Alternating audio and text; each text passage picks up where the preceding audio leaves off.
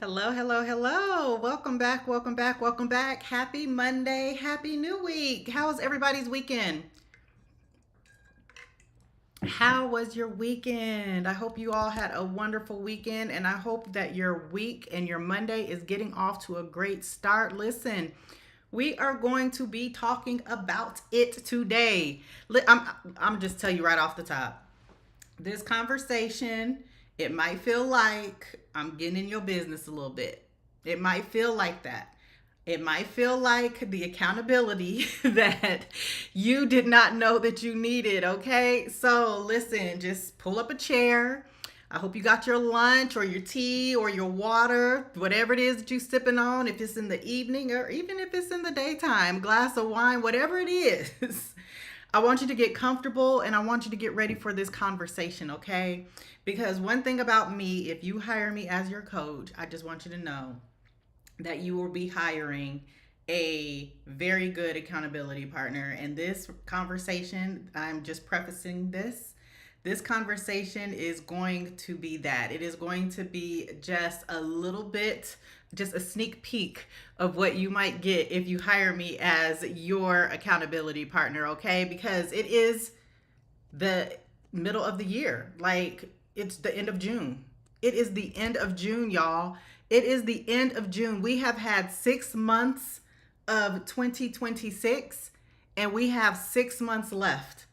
And somewhere right now, you're probably scrolling past halfway through the year content that's telling you to revisit your vision board, to journal about your goals, or to pick 3 words to embody the rest of the year. What do you want the rest of the year to look like? What 3 words, right? Here's the deal. I'm not doing that with you today. That is not what we're doing today. This is a question that I want you to think about instead. I don't want you to think about your goals. I don't want to think about your vibes. I don't want to think about any of that stuff. I want you to think about your income. The question that I want you to really think about as we continue down this conversation today is, what has your income changed since January 1st? What has your income changed since January 1st? Not your job title, not your LinkedIn bio, not a new email signature with a fancier role attached to it. I'm asking, what has changed about the way money comes into your life since January 1st? I'm talking about what sources have changed. I'm talking about what streams have changed. What is the structure underneath your income? I want to talk about the part that nobody sees beyond the surface. Because for most of you watching this, I already know the answer, because I talk to women like you every single day, and the honest answer is nothing has changed. Your paycheck looks the same. It comes from the same place it came from in January. It's still one source. It is still one switch, and it's still someone else's hand on that switch. And I want to be very clear about something before we go any further. That is not a personal failing, y'all, because nobody set you down in January and said to you by June you should have built a second stream of income. Nobody handed you a syllabus. You've just been doing what you've always done, which is showing up. You're doing great work and you're trusting that showing up is enough. But here's the thing, 6 months is long enough to tell you something. If you are willing to hear it, 6 months is long enough to know whether or not the plan you're on is taking you somewhere. It is long enough for you to know whether or not you've been moving inside the same loop since January, telling yourself the same story about every single quarter, or after the holidays, or once things calm down. And here's the thing, things are not going to calm down. They're not. They never do. Because there's always something. And I think there is some part of you that already knew that back in January too. Like, you said it anyway because it bought you a little bit more time for you not to decide. And here, I want to be extremely clear about this.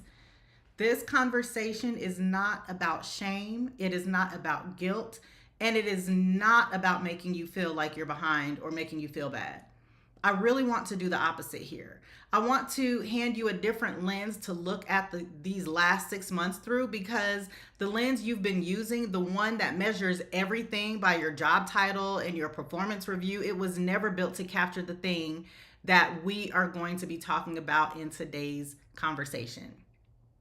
And here is what I really want you to walk away from this video with. I want you to have a clear read on where you stand right now today. I want you to have a different way to think about what the rest of this year looks like. And I want you to have a clear next step that doesn't require you to blow up your life or quit your job to take that next step.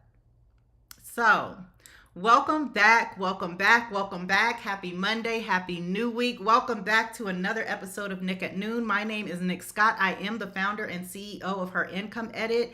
We are an online education platform where we help women turn their existing skills into coaching, income, digital products, and online businesses. If you haven't already, I want you to go get your notebook and your pen or whatever it is that you take notes on. I want you to share the link to this video in the group chat. I want you to text the link to this video to your biz bestie. And before we get into it too deep, I want you to drop a number in the comments. I want you to drop a number 1 through number 10. And I want these numbers to represent how much has your income setup changed since January. On a scale of 1 to 10, how much has it changed? Drop it in the chat. And I want you to be honest. Nobody is grading you. I just want you to see your own number before I say anything else, because by the end of this conversation, I think that number means something different to you that after this conversation than it does now, okay? All right. Hello, hello, hello, hello. Thanks for joining. Let's get into it, okay?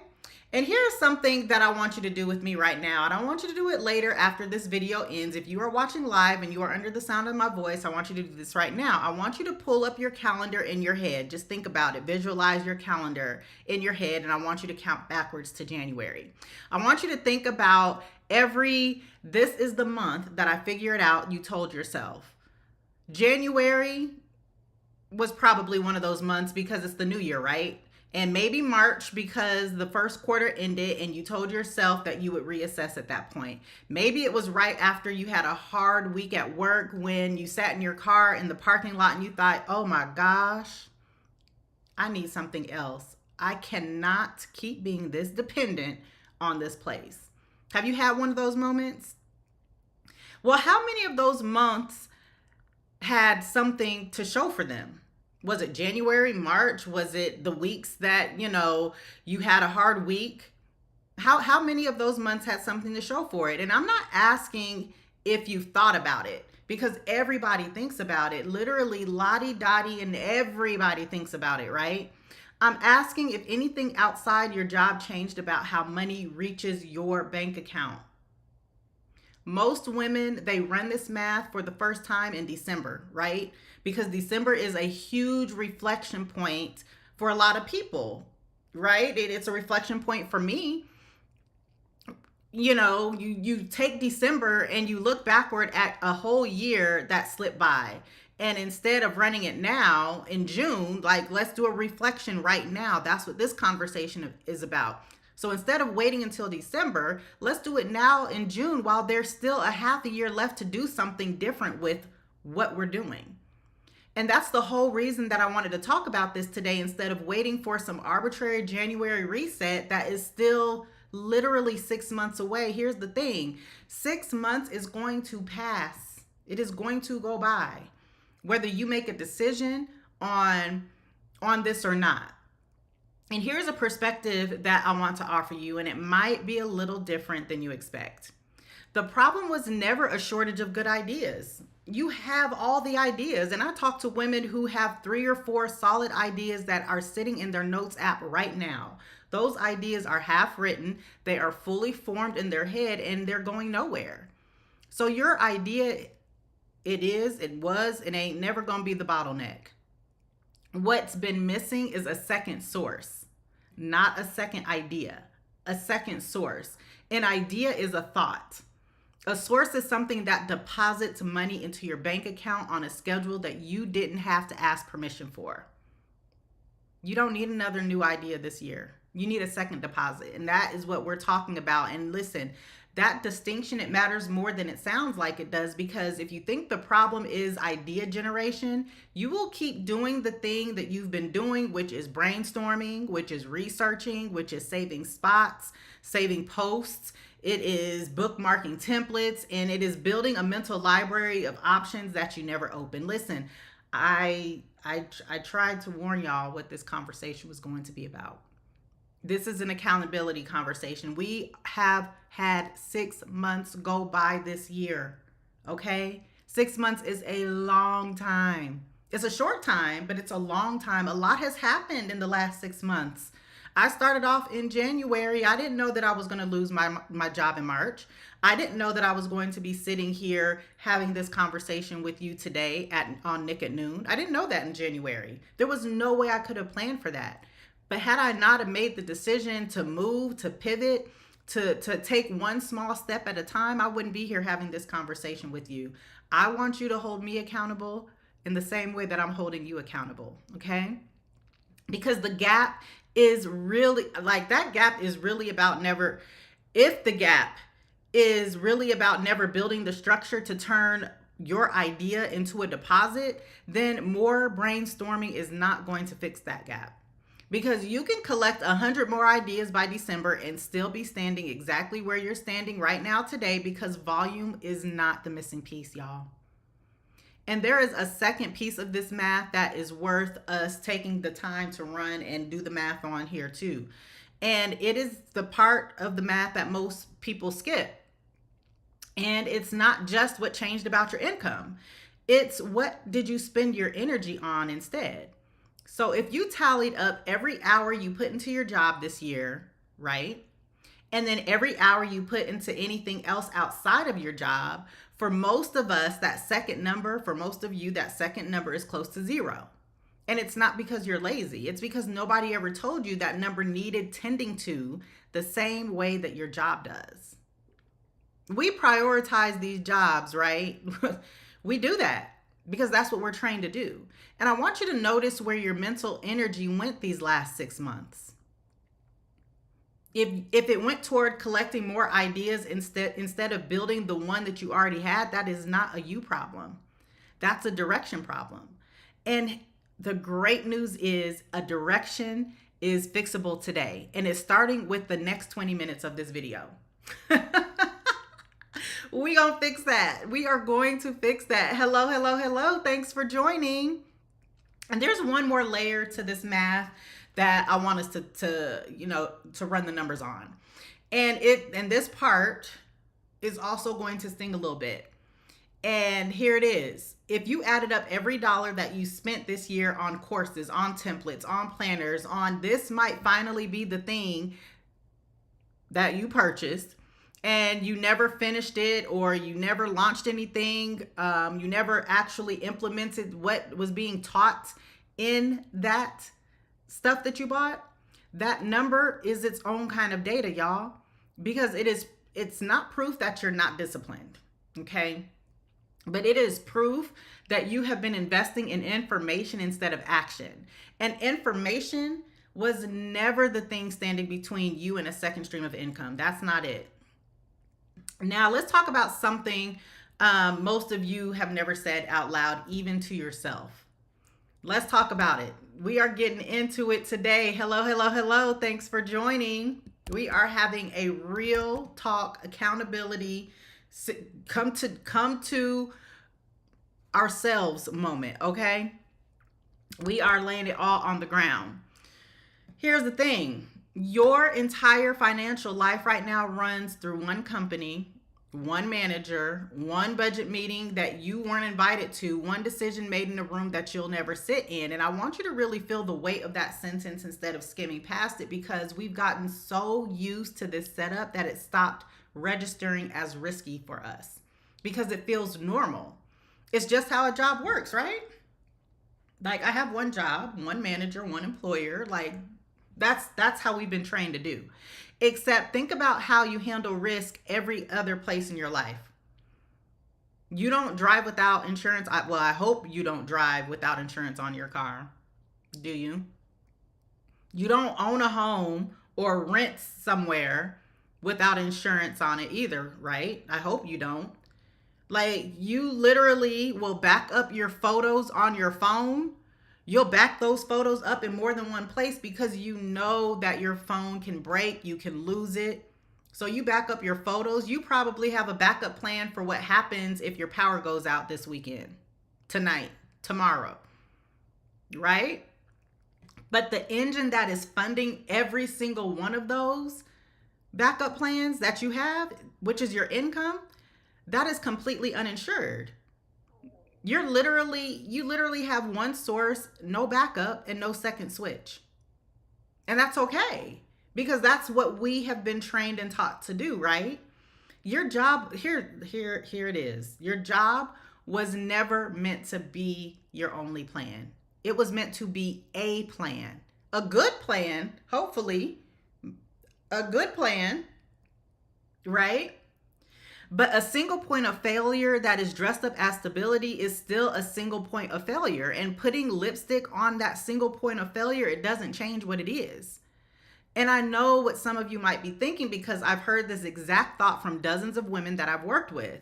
And that is, my job is stable enough. I have been here for 9 years. I'm not worried about my job. Yes, it is stable. I'm good. I don't need anything. But I am not here to convince you that your job is unstable, because it might be solid as a rock. And I truly hope that it is, right? Like I want that for you. But stability and exclusivity are two different things, and we have confused the two of those things for years.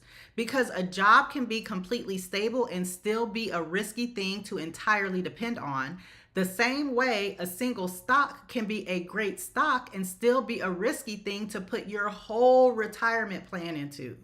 That's why we diversify. We diversify in every other areas of our lives except for when it comes to our income. And this is not about distrust in your job or your employer or your boss or any of that.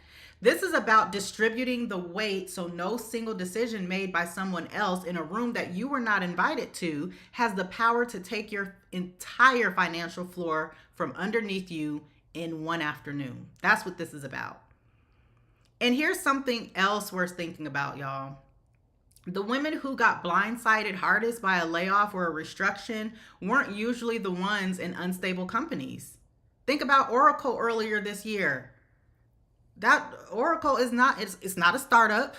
It is not an unstable company, right? But hundreds of thousands, tens of thousands of people woke up to an email and couldn't log into their computer.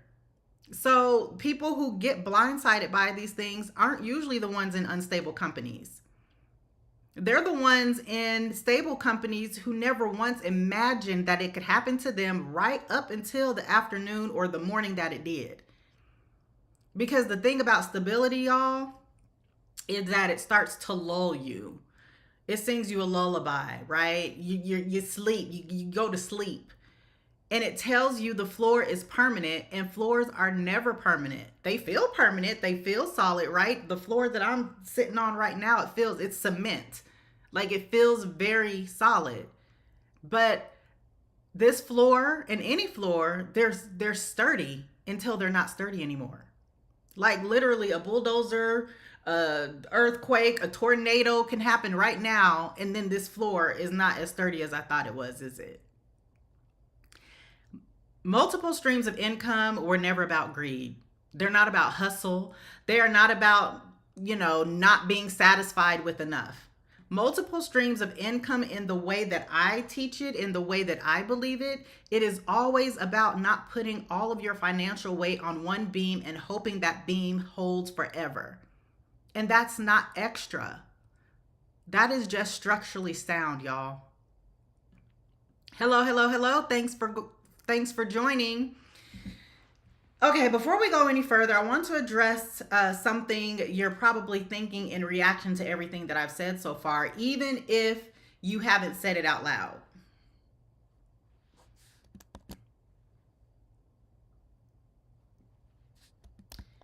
Even if you haven't said it out loud yet, and that is this even for me?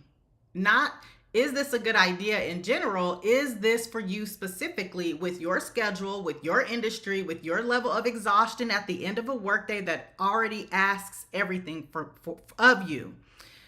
A lot of you are watching this and thinking the women who build second streams of income have more time than you, or more energy than you, or more support at home than you, and that's why it works for them and it might not work for you. Am I telling the truth up in here? And I want to push back on that, because I don't think time or energy is the deciding factor here, even though it feels like it from where you're standing. Listen, I already told y'all I was going to be getting into it. Did I not give you fair warning that it might feel like I'm getting in your business a little bit? And here's what is making me say all of this. Because I have watched women with newborns, women working double shifts, women caring for aging parents on top of a full-time job. I have watched these women build something on the side, while I've also watched women with comparatively spacious schedules never start anything at all. If time were truly the determining variable here, that pattern would run the other way, but it doesn't. Something else is doing the deciding, and it usually isn't your calendar. Because here's what I've noticed in this. The women who build something rarely had more hours in their week than the women who don't. What they had was a similar, more specific starting point. They didn't try to build an entire business in June. They built one offer and said yes to one paying client, and the scope of what they were doing was small enough to survive a busy season instead of needing a perfectly clear season, right? So if part of you has been waiting to feel less tired, less stressed, or less behind on everything else before you start this, I want to offer you a different entry point, because you don't need more time to start. You need a smaller first step than the one you've been picturing in your mind, because the one that you've been picturing was sized for a life that you don't currently have. It's not sized for the life that you're currently living right now. And that is the version of this that fits into a real week. We are talking about real women. I work with real women who work real jobs, who have a real life and a real week. So we're not talking about a version that requires you to become a different woman with a different calendar first. And I want to talk about one more thing while I'm talking about this, because it matters just as much as the time question. This is not only for women with flexible schedules and a laptop that they can work from anywhere. This is not exclusive for that group of people. And I hear from women in every kind of role, every kind of shift pattern, every kind of demanding day, all finding their own version of a small enough starting point that fits the life that they're living right now. So wherever you work, whatever your schedule looks like, the principle holds. Small enough to fit in what you're doing now, it beats perfect enough to wait for every single time. And one more thing before we move on, because I think this is the piece that changes how some of you are going to hear this. The smallness of the first step is not a compromise that you're making because your life is too full for anything bigger. It's strategy. We are being strategic here. Like, the whole premise of Her Income Edit is so that you can start to build something along your 9 to 5. So we have to be strategic in this. Every coaching business, every product line, every income stream I have ever watched succeed, it started smaller than the woman building it wanted it to start. The smallness is never the consolation prize. It is the entry fee. And it's a fee almost everybody, Lottie, Dottie, and everybody can afford to pay this fee. Okay? Hello, hello, hello, hello. Thanks for joining. I see the love on YouTube. Okay, so far, we have talked about the risk, and risk on its own, it makes people anxious. Okay, so if you popped in and you were like, oh my gosh, I don't want to hear what you're talking about, that's understandable, because risk makes people feel anxious. But if you started at the top of this episode and you're still here, I don't want to leave you anxious. I don't want to leave you anxious.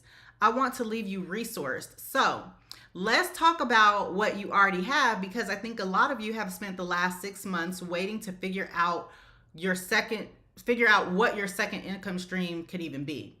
Like, it's hiding somewhere you haven't looked yet, and it's not hiding, y'all. You have been walking past it every single day. I want you to think about what's happened in your life in just the last 6 months, from January until now. What has happened? I'll bet that somebody has asked you for help with something, and you gave them an answer so clear and so useful that they said some version of, I don't know what I would do without you. I will send you my invoice. Maybe that happened at work. Maybe it happened in your group chat. It happened to me a couple weeks ago with a friend that I was talking to, and maybe it's happened to you with a friend who called you who was so stressed out and frustrated in tears, and you talked her through that thing in 15 minutes because to you, whatever it wasn't even that hard.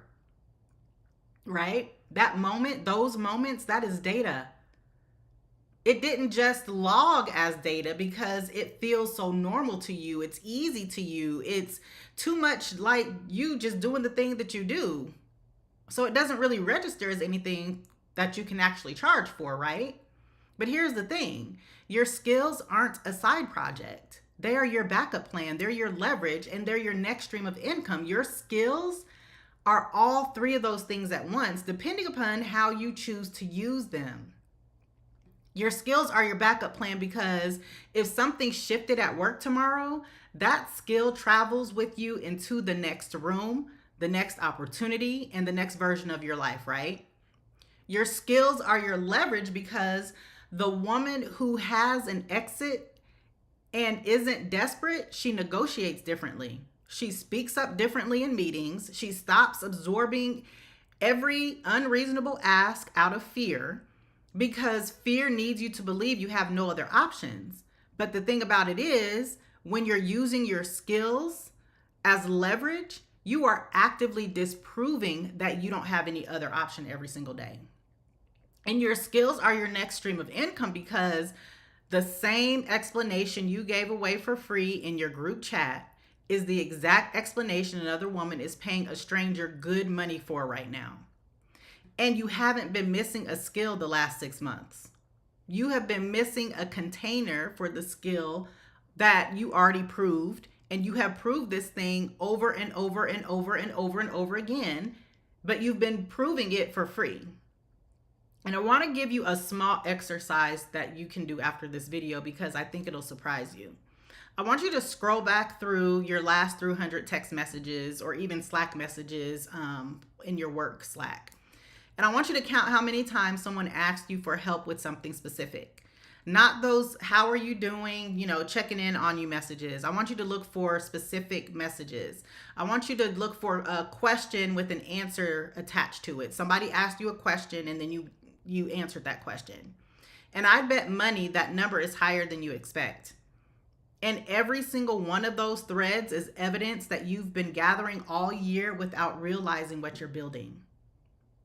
Now, doesn't that sound encouraging now? So I want to just take a little bit of time and address something a lot of you have thought about and dismissed probably more than once in the last 6 months. And that is coaching. That is coaching. I hear it every day. Someone tells me, you know what? I've been thinking about coaching. So I would bet there is someone right now under the sound of my voice, whether you're watching this live or the replay, that you, at least one person, I would say at least 5 people, has thought about coaching. Like you've thought about it. And maybe you've even told someone that you should do it. Maybe you've watched somebody else build a coaching business in these last 6 months and you thought, I could probably do that. But then you talked yourself out of it before the thought even finished forming in your head. And I want to know what story you told yourself in that moment, because I've heard most of them, right? I have heard all the stories that you told yourself when you had the thought, you know what, I should really be coaching. And then you talked yourself out of it before the thought even fully formed. I've heard all the stories. I've heard the story about not being certified. I've heard the story about, well, who would even pay me? I've heard the stories of I don't have a personal brand. I've heard people tell me I'm not the type. Now that's the most common thing that I hear, is that I'm not built for this. But I want to give you just a different way to look at this. Coaching, when you strip away the Instagram aesthetic of it, it is simply this. It is simply you have walked a path. You understand the terrain of that path. And then you are willing to guide someone else through that path faster with fewer wrong turns than they'd be able to manage that path alone. By that definition of coaching, I already know if you are in my community and you are in my ecosystem, I know a lot about you. And this part I know to be true, that you have already coached someone this year. You've probably coached someone this morning before you logged in to this episode of Nick at Noon. It could have been the new hire that you walked through your department's unwritten rules. Maybe it was the cousin whose budget you mapped out on a random Tuesday. Maybe it was a coworker whose resume you rewrote on your lunch break because the version that she had of that resume, it wasn't getting her any interviews. None of that felt like a business to you. It felt like being helpful. But the woman on the receiving end of that help didn't experience it as something small. She experienced it as relief of a pain that she was feeling. She walked away lighter from your conversation than when she got into that conversation with you. And she didn't pay you a single dollar for it. Here's the thing. Coaching isn't a destination job you arrive at after years of credentials and a full rebrand. I want you to think of it again instead as a container. It is a container, just like this cup is a container. Coaching is a container that you're going to pour your 15 years of program management into, or a decade of classroom experience into, or 8 years of navigating healthcare systems into, or whatever your thing is. The container stays the same shape, right? I can pour whatever I want to into this cup. Water, wine, Coca-Cola, coffee. No, I wouldn't put coffee in here, but I could, right? But the container does soup. The container doesn't change the shape. It could even be something solid. It could be like cereal or, I don't know what else you could put in here that's solid, but you get my point, right? The container doesn't change its shape. But what you pour into this container called coaching, it is entirely yours, which is exactly why your coaching business could never really compete with anybody else's coaching business, even if it's technically in the same space. And here's the other thing about coaching that I love for professional women working full-time jobs with full lives, because it is one of the most accessible paths to a woman who has that full-time job. And here's the part that gets buried under all the noise around coaching. Coaching requires no inventory, y'all. It doesn't require manufacturing. It doesn't require supply chains. There's no warehouses to manage. The product is literally your judgment and your attention, and you already own both of those without spending a dollar to acquire it. How beautiful is that? How beautiful is that? Right? Hello, hello, hello. Thanks for joining. You don't need to quit your job to test coaching. You don't need to quit your job. All you need is a calendar link and the willingness to finally charge for something you've been handing out for free since before you can even remember. But that's all you need to start. That's it. Calendar link, willingness to charge for something that you have been handing out for free since before you can even remember that you've been handing it out for free. And there's one more thing that I want to say here before we move on, because it changes how a lot of women approach this. And that is, coaching doesn't require you to have a finished, fully healed version of your own story before you're allowed to guide somebody else. It requires you just to be a few steps further down. Remember that path I talked about earlier?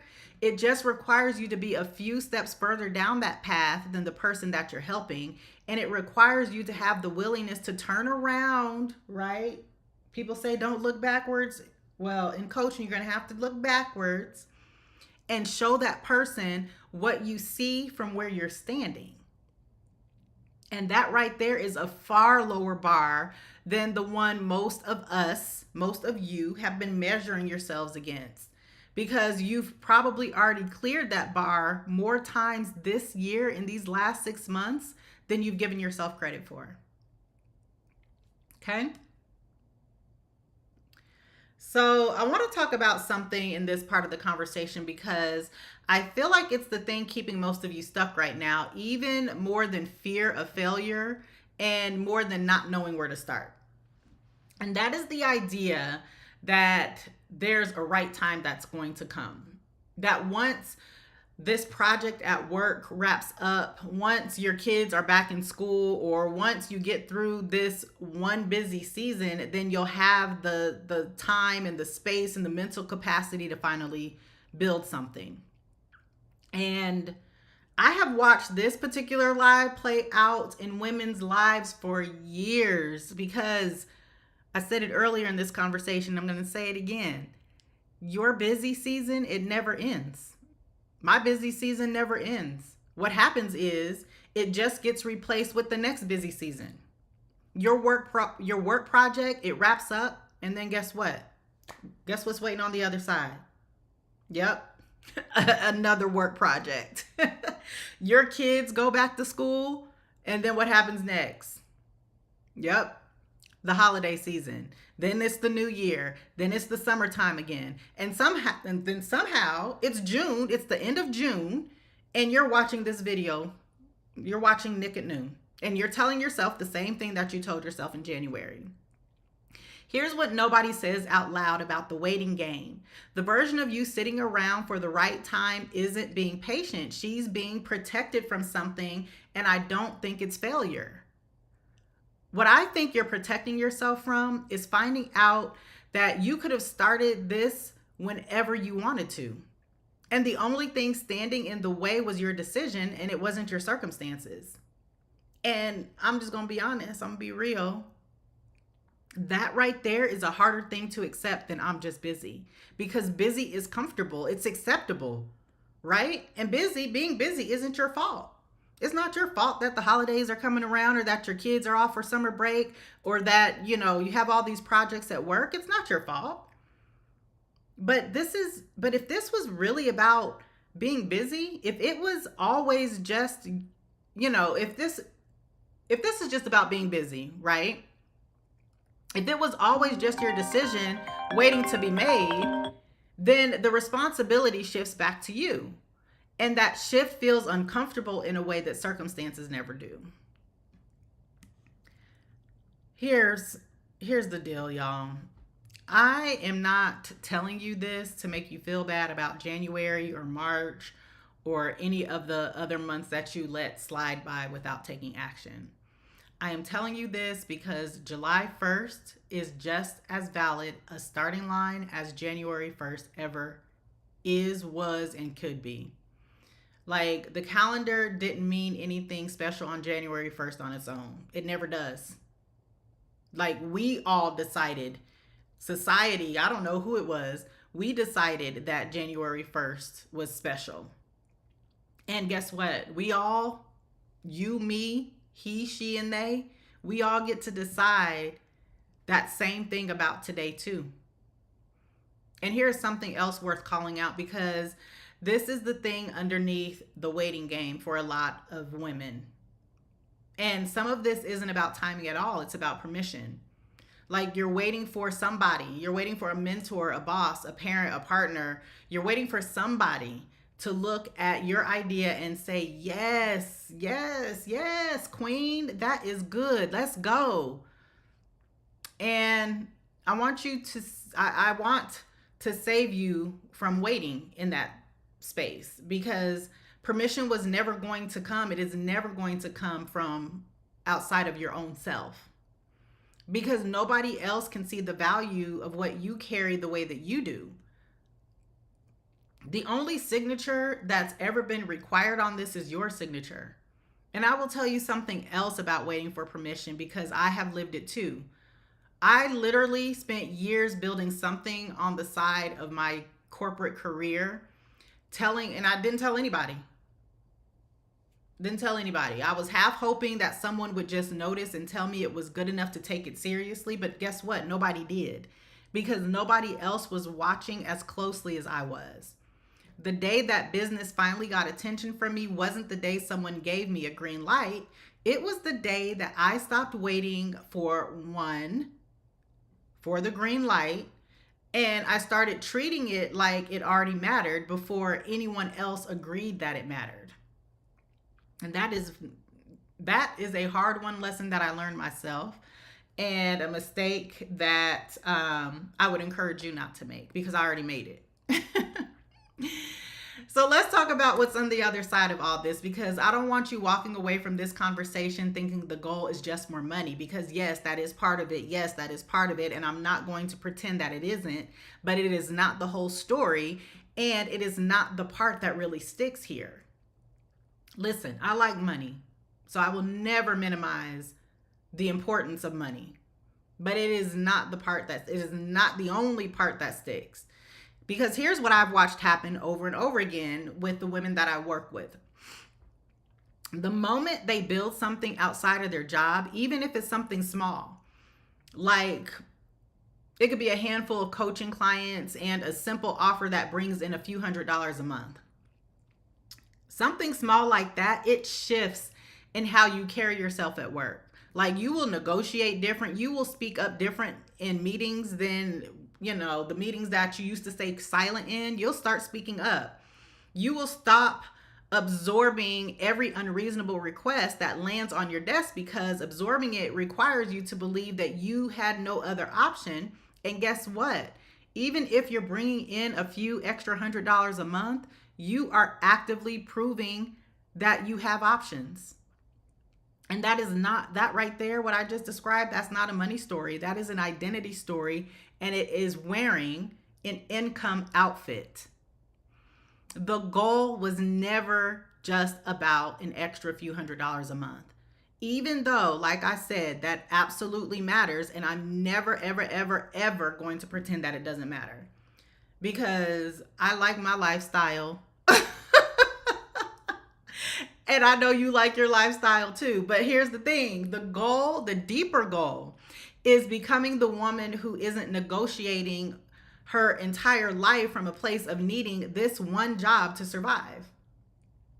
Because that woman right there, she's going to tolerate less. She's going to advocate for herself more, whether it's professionally or personally, y'all. I know I spend a lot of time talking about the professional parts of this, but there are women right now today, maybe watching this video, maybe not, maybe you can send it to one that you might know, whose personal life is holding her hostage because she's dependent upon one source of income. So when you have something building alongside these one sources of income, whether it's personal or professional, you will tolerate less. You will advocate for yourself more. You will walk into a room differently, because your value doesn't live or die entirely on someone else's org chart, whether it's professional or personal, anymore. And this is the alignment work that wears the disguise of income work. And I think that's why it ends up feeling so much bigger than a side hustle once you build it. Because this is alignment work. On the surface is income, on the surface is money, but now we're talking about something deeper than that, right? Because freedom in this context, it doesn't mean quitting your job tomorrow and never looking back. Freedom means choice. It doesn't mean walking out tomorrow and never looking back. Freedom means choice. It means knowing that if this job ended without warning, you wouldn't be starting completely from zero, because you already have something built.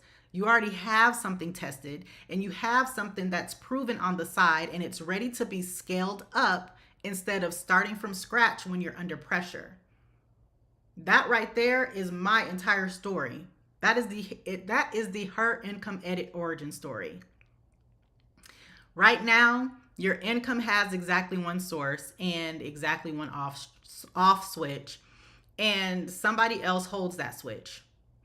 And every coaching client, every offer you build, every one-on-one session you sell is a second switch. And it is built by us for us. It is built by you for you. It is controlled by you.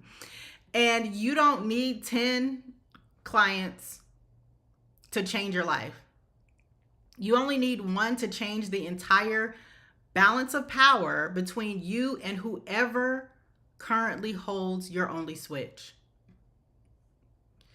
There's a version of this that shows up real quiet too. And it's one that people never mention. I'm talking about the woman with a second income stream. She sleeps differently. And it's not because the money fixes everything, but it's because some background hum of dread that's been running under her for days, for years, it finally gets quiet. And you don't notice how loud that hum was until it actually stops. So I told you at the beginning of this conversation that this episode isn't about guilt, and I mean it. Because the fact is, we, you, me, he, she, and they, all of us, Lottie Dottie and everybody, we have 6 months left in this year. And that is not nothing. That is more than enough time to identify the thing that people already come to you for. It is enough time for you to package it into a real offer. And it is more than enough time for you to get it in front of the first few women who need what you know. And it's more than enough time for you to end this year having proving something to yourself that January you didn't know yet. There's a whole lot of things that January me didn't know yet. And I'm sure the same is true for you as well, right? Here's the thing. And I really want you to internalize what I'm getting ready to say. You're not behind. And I really want you to hear that instead of just letting it slide past you like a nice thing that I said to make you feel better.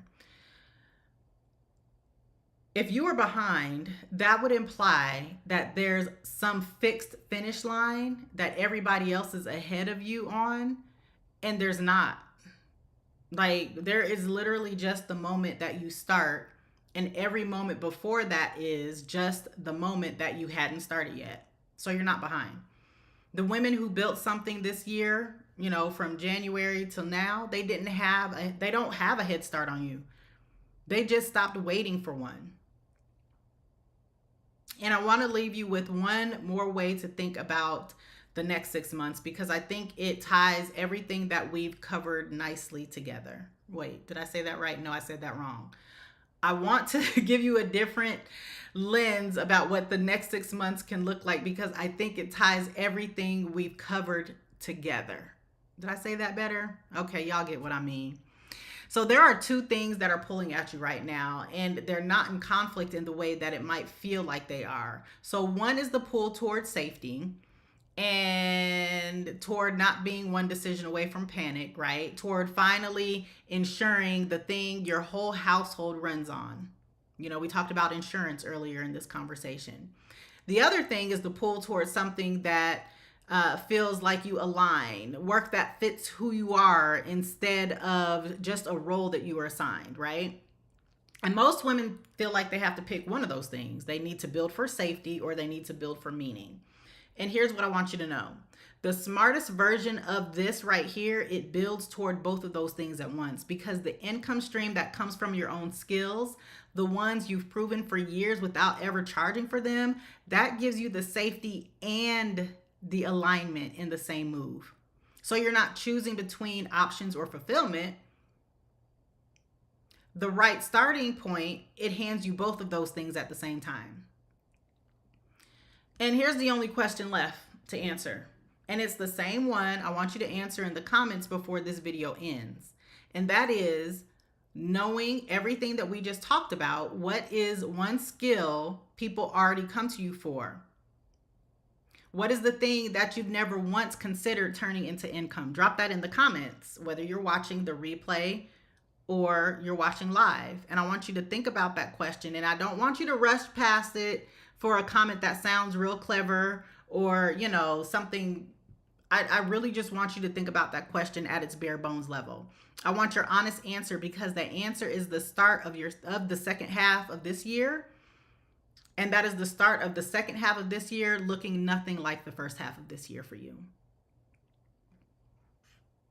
Hello, hello, hello. Thanks for joining. So here's what I want you to know after watching this exact moment play out for so many women.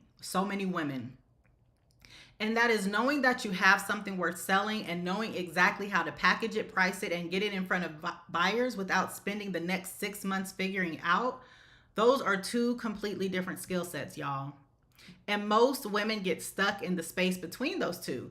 They sit with a good idea, they keep rewriting it in their notes app or in their Google Doc.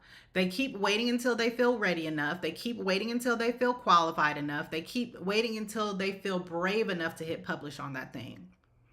And that readiness that you're waiting for, it is not going to come on its own, because you build that readiness by moving, not by waiting. You build that readiness by moving, not by waiting. You build that readiness by moving, not by waiting. And that is exactly why I built 2K in 2 hours. 2K in 2 hours is not a 6-week course that you sit through hoping that something eventually clicks. It is a focused framework that walks you through identifying your most sellable skill. It walks you through how to package that skill into your very first offer.